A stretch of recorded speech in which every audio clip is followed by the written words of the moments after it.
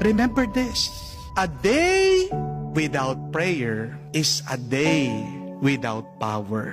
And a life without prayer is a life without power. Kung nagdadasal ka lang kapag meron kang problema, kapatid, may problema ka. Remember that.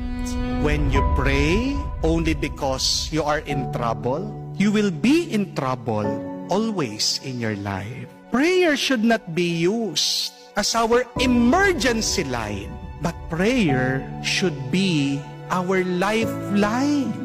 Kapag ang tao hindi na nagdadasal, isa lang ibig sabihin, may kayabangan siya. Di po ba? Kapag hindi ka nagdadasal, kapatid, ang sinasabi mo sa Diyos, hindi kita kailangan. Kasi kaya ko na. Lahat ng kailangan ko, nandito na. Pero ang tanong ko po sa inyo, talaga ba? Kaya mong mabuhay na mag-isa na wala ang Diyos? Hey, be honest. Tigilan mo ang pagkukunwari, ang pagsisinungaling mo sa iyong sarili. Kailangan mo ang Diyos araw-araw. Bakit hindi ka magdasal sa Kanya? This is why we should treat prayer as our charger. Kung nga yung mga cellphone nyo, di ba? Kailangan ng baterya para gumana. Ikaw pa kaya? Yung mga iba pa nga naka-Apple sa inyo, di ba?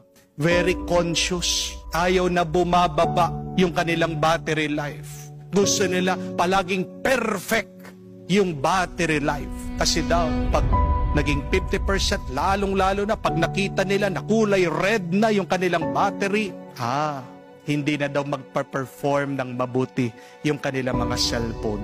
Ganyan din pagdating sa ating mga tao. Pag walang lakas ang iyong espiritu, paano mo magagawa yung mga kailangan gawin mo sa iyong buhay?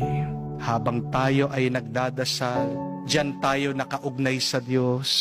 At habang tayo nakaugnay sa Diyos, diyan niya tayo palalakasin. Kaya naman, magagawa mo, hindi lang yung mga obligasyon mo, pero pati ang mga imposibleng bagay ay mapangyayari mo. Pray always so that you can be a more loving person.